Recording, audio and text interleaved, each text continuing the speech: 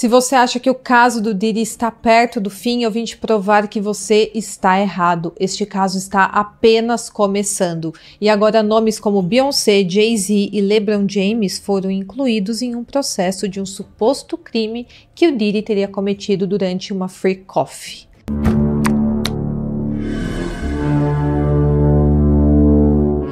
Olá pessoal, sejam bem-vindos de volta a mais um Pandora News, o seu plantão diário de notícias, e hoje vamos falar mais uma vez sobre Sean Diddy Combs.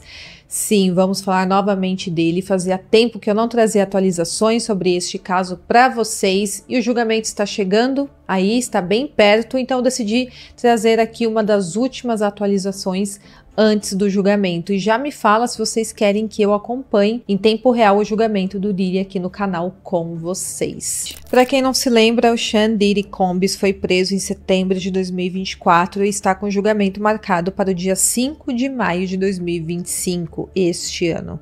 Hoje ele está sendo acusado de conspiração para extorsão, tráfico sexual por uso de força, fraude ou coerção, transporte para fins de prostituição e recentemente ele também foi acusado de ameaçar funcionários a trabalhar por longas jornadas em seu esquema supostamente criminoso. E ele continua se declarando inocente de todas essas acusações.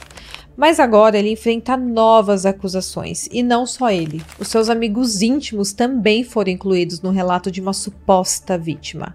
Acontece que um homem chamado Joseph Manzaro afirmou que foi abusado sexualmente e humilhado por ninguém mais, ninguém menos que Sean Combs, e tudo teria acontecido em uma festa free coffee que aconteceu nos Estados Unidos. E ele diz inclusive que Jay-Z, Beyoncé, LeBron James e Gloria Estefan o viram em péssimo estado. Ele alega que foi obrigado a desfilar seminu pela festa com um pênis de borracha em seu rosto, mas eu vou detalhar exatamente o que o Joseph alega em documentos judiciais. Bom, no processo movido pelo Joseph, ele alega que na noite dos fatos estava ocorrendo a festa de 17 anos do King Combs, que é um dos filhos do Diddy. O Joseph diz que sua bebida foi batizada antes dele chegar na festa e que posteriormente, após ele ficar dopado, ele foi transportado para Star Island, em Miami, onde estava ocorrendo essa festa que ele considera uma free coffee. Essa grande festa ocorreu de fato em abril de 2015 na mansão do Emílio e da Gloria Estefan. Ele diz que assim que chegou ao local, ele já estava sob forte efeito das substâncias que ele foi obrigado a ingerir e ele então foi arrastado para a entrada dos fundos da mansão. Ele conta que a Gloria teria visto o estado que ele estava e ela entrou em pânico por causa do efeito que as substâncias estavam fazendo no corpo daquele homem, ele estava fora de controle e ela exigiu que alguém chamasse uma ambulância para ajudá-lo. Mas o Emílio teria feito com que a Gloria ficasse quieta e a levou para longe dele em meio à multidão que estava ali na festa. O Joseph, então, ao entrar na casa, disse ter visto LeBron James andando por um corredor enrolado em uma toalha de banho. E ele disse que o LeBron James olhou para ele e disse o seguinte: é melhor vocês fazerem algo sobre isso. Neste momento, ele conta que uma ex-atriz pornô chamada Adria English, que hoje também acusa o Diddy de crimes, o levou por um túnel secreto até a mansão do Diddy, onde teria recobrado parcialmente a consciência e percebido a presença da Beyoncé e do Jay-Z no local. Ele alega que quando a Beyoncé o viu, ela perguntou o que era aquilo e por que ela estava vendo um homem branco, seminu e com uma máscara com aquele órgão no rosto na sua frente. E neste momento ele conta que um dos capangas do Diddy teria dito a Beyoncé que o Diddy queria que o Joseph visse o que faziam com pessoas que denunciavam o Sean Combs e que isso era parte de sua punição. Ele então alegou que estava sendo punido por ter denunciado o Diddy na época. Ele alega que foi então forçado a desfilar por várias salas cheias de pessoas que o zombavam e o provocavam, e ele alega que o Diddy queria que ele fosse humilhado perante todas aquelas pessoas e que o Diddy gritava que ele iria descobrir o que faziam com pessoas que o denunciavam. E o Diddy também mandava que tirassem as roupas dele. Ele então conta que teria sido levado por diversas salas lotadas de pessoas e que suas roupas teriam sido tiradas à força, e ele disse que foi despido e foi vestido com uma pequena calcinha de biquíni fio dental e colocaram uma máscara de couro preta na sua cabeça, que fechava com um zíper. Ele também alegou que um dispositivo sexual com trava foi fixado naquela máscara, então essa seria a máscara com aquele órgão genital na frente e que saía inclusive da sua boca, aquele órgão genital, que era de borracha. E ele diz que em seguida o Diddy e a Adria o sujeitou a atos degradantes e também não consensuais. Ele alega que na mesma noite ele se deparou também com um joalheiro da celebridade chamado Jacob, que ficou visivelmente perturbado pelo estado que o Joseph estava, e o Jacob então teria perguntado o que estava acontecendo e por que ele estava com aquela máscara amarrada no rosto. O Emílio, nesse momento, teria intervido na situação novamente e disse aos capangas do Diddy para tirá-lo da vista do Jacob, e então a Glória novamente implorou por uma ambulância para ajudar o Joseph. E novamente o Emílio fez ela ficar quieta e a levou para o meio da multidão. Bom, até agora o Jay-Z, a Beyoncé, o LeBron James e a Glória e o próprio Jacob, o joalheiro das celebridades, não estão sendo processados, mas eles foram citados no relato do Joseph, nesse processo civil que ele está movendo contra o Diddy.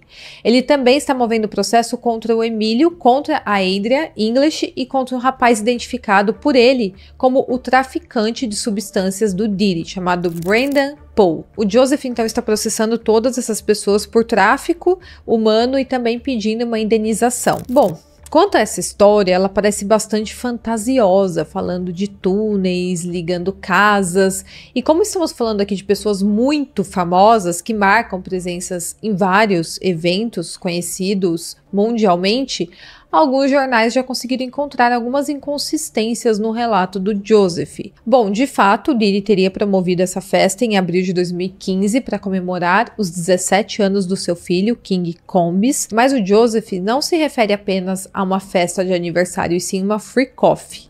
E tem outra brecha nessa história. Acontece que o Jay-Z, na noite dos fatos, estava em Nova York para uma palestra sobre um serviço de streaming que ele tinha acabado de comprar.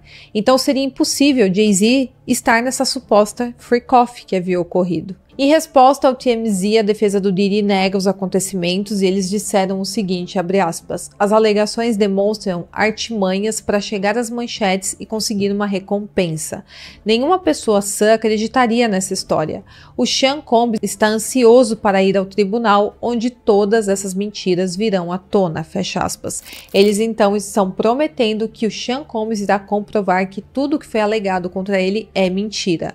Um porta-voz do LeBron James também se manifestou e falou que o relato é comprovadamente falso e nem merece um relatório ou uma resposta, e que uma busca básica na internet mostra que o LeBron James estava jogando basquete pelo Cleveland na noite dos fatos e não estava em Miami. O Brian Bieber, o advogado do Brandon Paul, também disse ao TMZ que isso é uma piada de 1º de abril e que as alegações contra o seu cliente são 100% falsas e literalmente impossíveis de terem ocorrido, porque o Brandon ainda estava no ensino médio na época e ele morava em Ohio e ele nunca sequer teria colocado os pés em West Palm Beach, onde estava ocorrendo essa festa.